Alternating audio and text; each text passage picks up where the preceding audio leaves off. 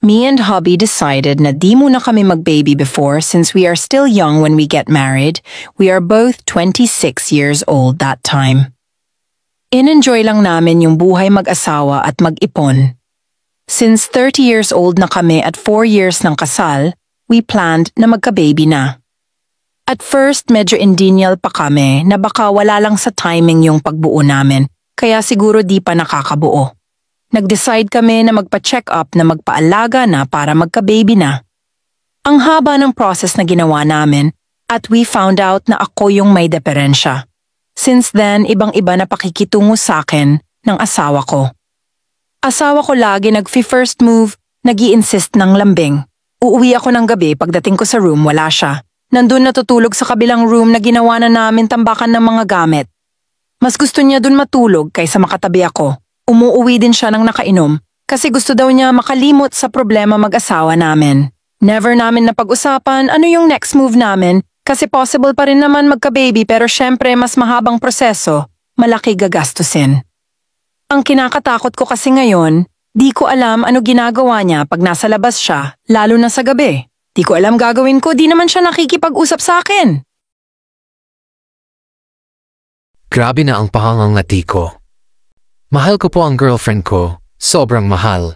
Magsi 6 months na po kami. Kahit gutom na ako, inuuna ko pa siyang bilhan ng fries. Ganun ko siya kamahal. Pero may isang problema lang talaga na hindi ko na alam kung paano haharapin. Tuwing dinadalaw niya ako sa bahay, dinadala rin niya ang mga pulgas. As in, literal. Una, akala ko guni-guni ko lang. Pero nung pangatlong bisita niya, nagkakamot na pati aso namin. Yung papa ko nagbibiro pa, anak, tuwing dumadalaw si GF mo, parang may kasamang fiesta ng kagat. Minsan nga, habang nanonood kami ng Netflix, sabay kaming nagkamot ng hita. Sabi niya, ay lamok yata. Pero deep inside, alam ko na hindi lang lamok yan, may bonus pa. Mga ninja level na pulgas. Gusto ko siyang i-confront, pero paano mo ba sasabihin sa taong mahal mo na baka siya ang dahilan kung bakit nangangati buong bahay niyo? Sakit sa dibdib. Sakit sa balat.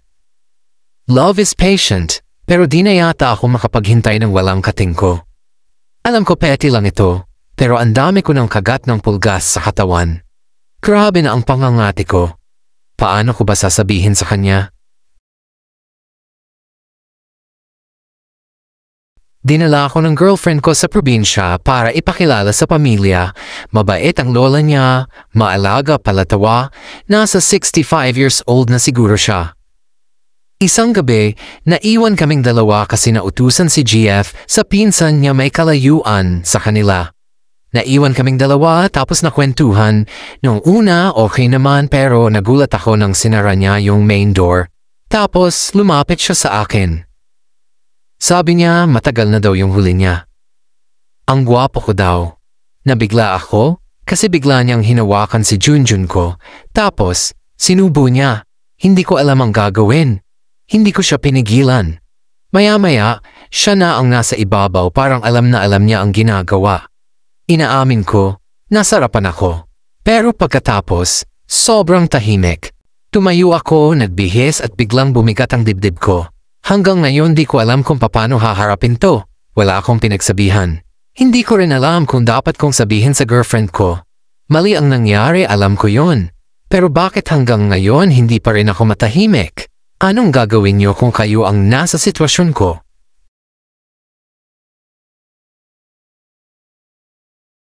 May itinatago akong mabigat na kasalanan. Single ako, 20 years old. May nangyayari po sa amin ng asawa ng ate ko. Wala pong alam ang ate ko, siya na sobrang bait at laging nandyan para sa akin. Nagsimula ito nang minsang wala siya. Nagkatinginan kami ng bayaw ko, at ayun. Noong una tinanggihan ko. May guilt, may takot, pero paulit-ulit hanggang sa bumigay na rin ako. Gwapo kasi siya tapos magaling din. Ngayon palagi na pagwala ang ate ko. Masakit isiping close kami ng ate ko. Hindi niya alam na pinagtataksilan ko siya. Ngayon sinasabi ng bayaw ko na iiwan niya ang ate ko para sa akin. May 3 silang anak. Mahal ko siya pero hindi ko alam kung tama pa ba tong nararamdaman ko. Araw-araw akong kinakain ng konsensya. Dahil alam kong ako lang ang meron ng ate ko at ako rin ang unti-unting sumisira sa kanya. Tama pa ba to? O sobra na akong lumihis sa kung ano ang tama at makatao? Gusto ko nang bitawan pero paano kung mahal ko rin talaga siya?